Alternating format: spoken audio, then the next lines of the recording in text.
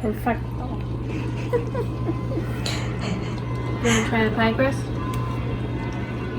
Just gonna eat it.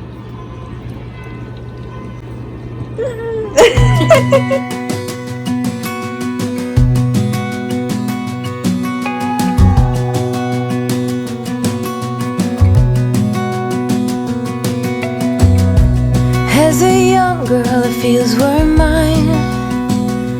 We played hide and seek for hours, raised our shadows among the pines. Hey y'all, welcome back to my channel. In today's video, we are going to be making the best apple pie in the whole world, in my opinion. This is my best friend Kadie's Grandma Blank's recipe that has been passed down in their family through generations. Kadie's mom actually taught me how to make this pie recipe. She does this thing that she calls pie school, where she teaches everyone how to make pie from scratch, and it's fabulous. This recipe is very near and dear to Kadie and her family's heart, and I just wanted to be with her in this video to kind of show the way that they make it. I figured she would be best to show y'all. We were also babysitting her adorable niece Elena while we were making this. You get to see a couple of clips of her. I wanted just to mention a few things, some pointers real quick while you're making your pie recipe. We use double the recipe, so I will put all the ingredients in the description down below, but we doubled the recipe to make 2 pies. Also, when you're slicing your apples, you're more than welcome to slice them thinly like a traditional apple pie. You don't have to do chunks like we did, but that's just what they do, and it's just as good, I promise. Also, I would use like Granny Smith apples, green apples, because the tartness in the green apples counteracts with the incredible sweetness of all the sugar you put in your pie. Also, if you don't have a stand mixer to make your dough, totally fine. As long as you have like a wooden spoon and a bowl to mix it all together, that's perfect. You just don't want to overmix your dough, and you want to make sure that you use ice cold water to keep that Crisco nice and cold, so all those like little delicious clumps are in the dough when it's baking and it gets flaky and crispy. I hope you like this recipe. Let me know what you think when you try it in the comments down below. If you like what you saw, go ahead and hit that like button. Click subscribe if you want to keep up with more videos as I post them every week. All right, y'all, let's get to baking. To a mixing bowl, add your flour, salt, butter flavored Crisco, and mix it together on a low speed with the paddle attachment. While it's mixing, add your ice water and let it go until the dough just comes together. I suggest chilling your dough in the fridge for 1 to 2 hours before rolling out. Generously flour your surface and grab half a portion of the pie crust dough. Kadie begins by pressing an X into both sides of the dough to help it spread out. Then begin rolling out your pie crust into a thin layer, and yes, it's totally fine if you don't roll it into a perfect circle. Spray your pie pans with non-stick cooking spray. Start by applying a small amount of pressure to one edge of your crust dough and roll ever so gently. It helps if you flour your rolling pin first. With a delicate hand, lift your crust onto your pie pan and we'll begin shaping it. The idea is to have excess pie crust so that you can gently add it to the center of your pie plate so that the crust doesn't break or crack while baking. Once your dough is molded to your pan, begin cutting off the excess.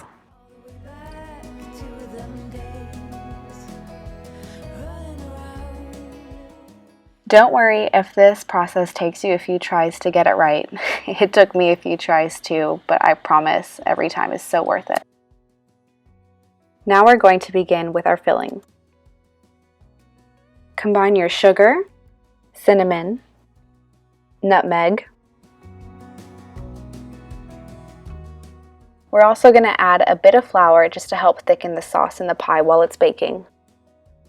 Mix it all up and we're ready to prep our apples.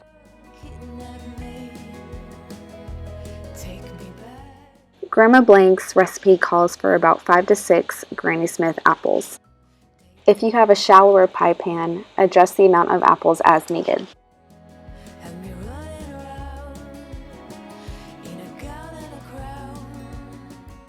I think family recipes are my favorite. You know, you can just think of your family, your parents, your grandparents in the kitchen, growing up as kids, and all the memories they must have with these recipes that have been so kindly passed down to you.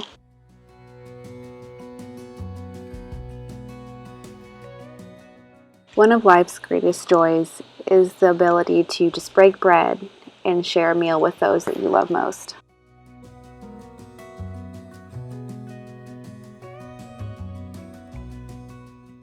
Once you're done peeling, just make sure to core and chop up your apples. Add your apples. Go ahead and add half of your sugar mixture to the bottom of the pie pan.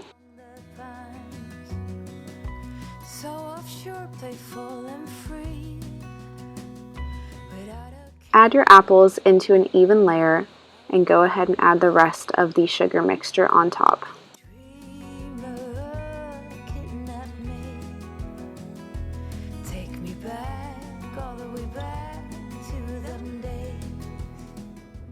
Cube some butter and put it right on top of the apples.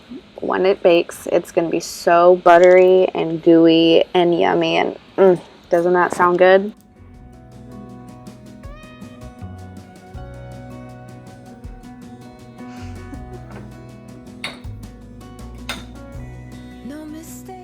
Repeat all the steps for the top pie crust, and as before, gently roll it onto the top of your pie.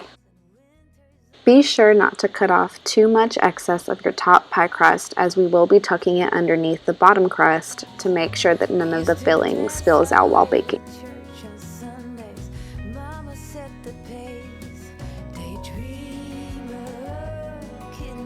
When you're done trimming, take both crusts and slightly pinch them together and tuck under to make this really nice uniform look all around your pie.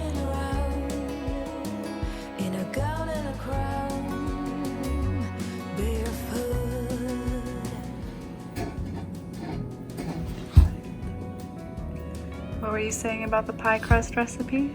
This pie crust recipe can be used for any holiday pie. It doesn't have to be apple. Even a savory pie like chicken pot. Yum. Look at those thumbprints. Oh yeah, big fat. This is the fun part about decorating your pie. Crimp your edges in whatever pattern you like and poke holes into some sort of design on top of your pie. This allows for all the steam and heat to escape so that your pie doesn't explode on you while it's baking.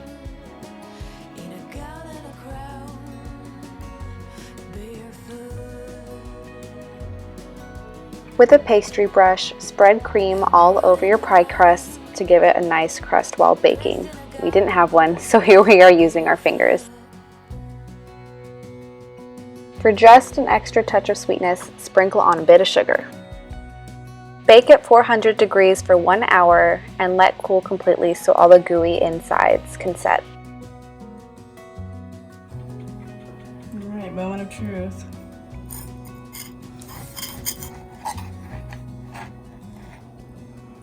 Perfecto.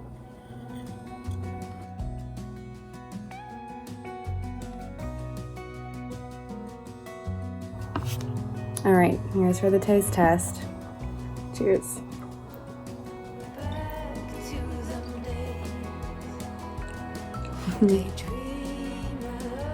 Yum. That's pretty good stuff, eh? Good job, Katie. Thanks, Grandma Blank. Oh my gosh. We're having this for breakfast the next day, by the way.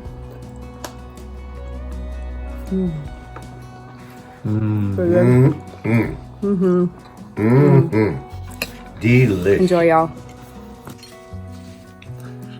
It's better, huh? A lot better. Pretty good, Dad?